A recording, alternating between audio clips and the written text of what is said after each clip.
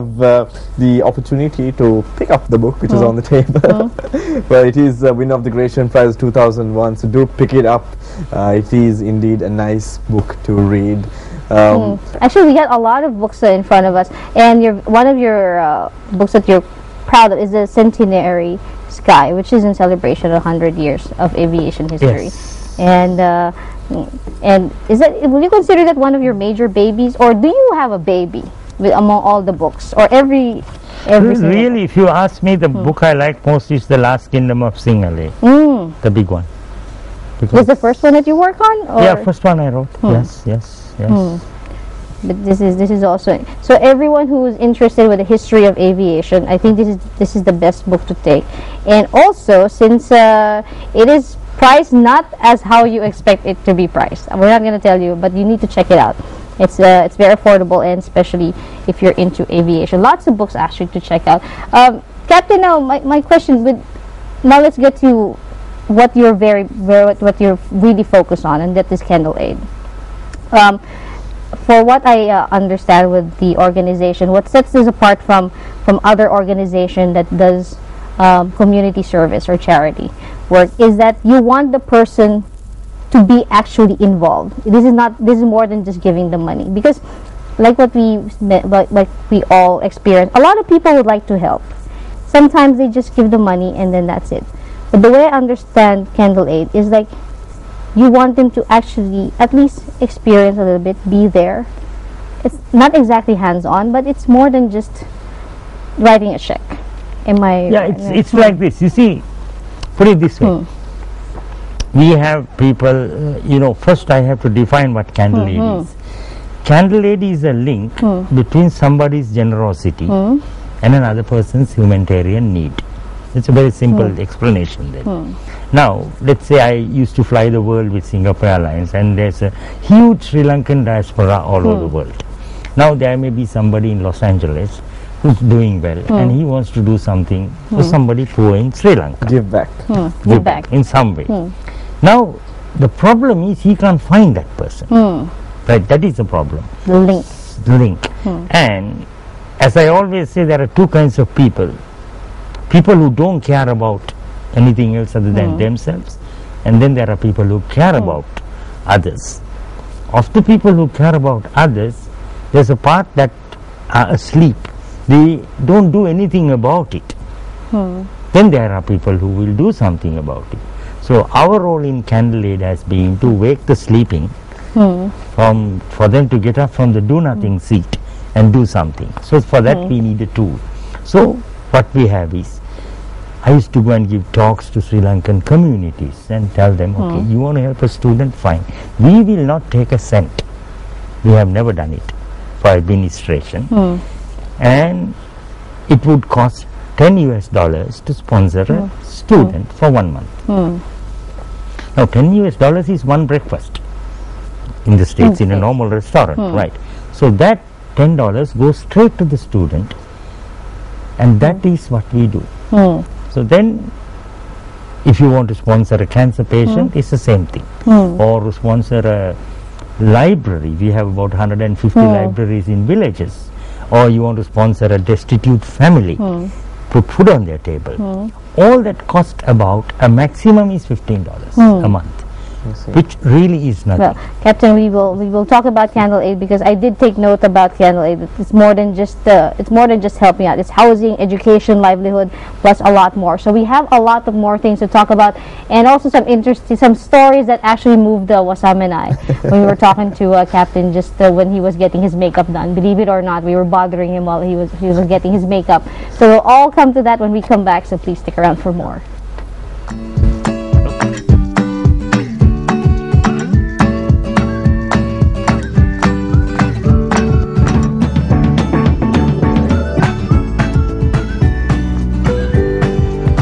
Welcome back to Good Morning Sri Lanka. What you see there right now is Captain Elmo Jayawardana's pieces of art, works of art if I'm to call it.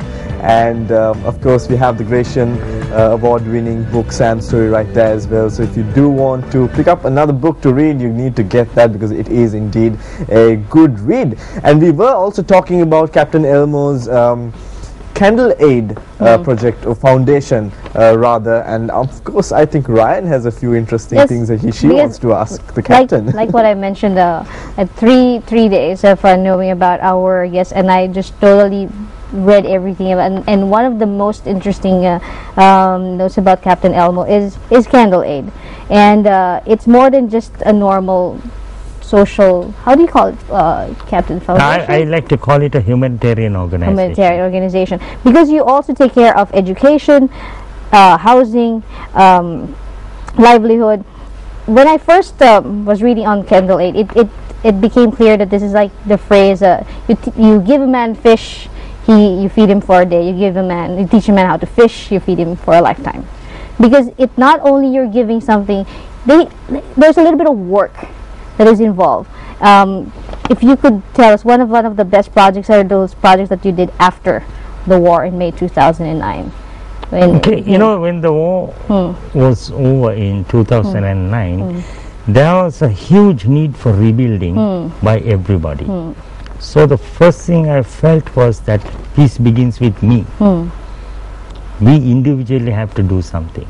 And we thought a lot about it and thought what we can do. Right? So we knew something about opening libraries, because at that time I think we had about 75 libraries all over Sri Lanka in villages, not in the north, not in the east, because we couldn't go there. Then we went and said peace begins with children, and we started opening libraries. So I think, I'm not exactly sure of the numbers, I think we have about 32 libraries starting from Jaffna to Batticaloa. And that was very important because I personally visited a lot of them, met the children. It was beautiful. Of course I couldn't speak to them, which was a shame on me because I didn't speak Tamil, and now we still have those links.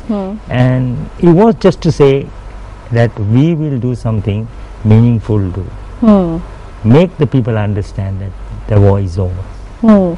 That was what it is. It's also interesting, one interview you mentioned about the people who were willing to help these areas. I think you mentioned about certain individuals who actually were at that areas before because they were fighting, but now it's for them it's time to rebuild and time to reconcile. If you don't mind, if you still remember one of I mean, let me explain one thing. There's a place called Thiriaya. It's a beautiful place of Mullaitivu. Now we opened a library there in Thiriaya, and the library was sponsored by ex-Air Force officers who live in Melbourne. They fought there, and some of their friends died there. Now they collected money and opened a library there. So then when they come on holidays to Sri Lanka, they probably would go back there. And then that is what is beautiful here, that people who were fighting before and gone back and start building something which has nothing to do with any governmental initiative or anything like this, just private citizens doing something. That's why I said that on the theme of peace begins with me, they all participated in it, and that was nice. Also, Captain, now earlier you were telling us, there are the types who don't care and there are types who do care, and you'd break the people down to two when it comes to the people who do care, which is the ones who want to do something about it and the ones who are asleep. So what do you really do to wake them up? Okay, maybe some of our viewers will wake up. No, that's very, very simple. You see, between the big things we cannot do and the small things we will not do, what do we end up? We end up doing nothing. What do people say? Oh, I can't change the world, it is like so bad or whatever. I remember reading Mahatma Gandhi saying that what we do in the name of humanity may be just a speck in this whole imbalance of what the world is all about. But it is vitally important we do that. That is the important thing what I'm talking about, right? So, if people are not doing anything, how do you wake them up? Is you buy a show like this or you write? I write to the papers quite often about articles, about people. You cannot imagine, and I request the publishers to put my email there. People write to me, hey, what can I do? And you'll be surprised at the amount of people who not only want to come and give some donation, but come and ask can I do something in this? Can I give you an example? Do you have the time? Yeah. You have? We have Right. the time for. We started a new project in May called DAS, Differently Abled Swimmers. Right. This is to train the visually impaired, right, hearing and speech impaired children to swim. Now we had started the first 10 young children. I was there, it was beautiful, right. Only problem is we didn't know how to teach them, and they didn't know anything about swimming. My coaches said, what do? Okay, we try, right. And we started, and before that I was in Australia, and I went and spoke to people, and they said it will take 1 year to teach a blind kid to swim. We don't have that kind of money. You will not believe this. In 8 lessons, of the 10 boys, 7 swam 25 meters, and the other 3 swam 2 days later. Now that 10 went off. Now we're training 10 hearing and speech impaired girls. Now let's see the amount of people involved in this. We don't have swimwear, so I write an email to MAS. I have friends, right? They would not want their names mentioned. Straight away I get them. Then I need swim caps, again an email. So people are getting up from their do nothing seat and doing something. Then we have a coach and an assistant coach, and we also have a lifeguard. Then we started a system called Extra Eyes. And if you want, we would have 5 people in the pool helping.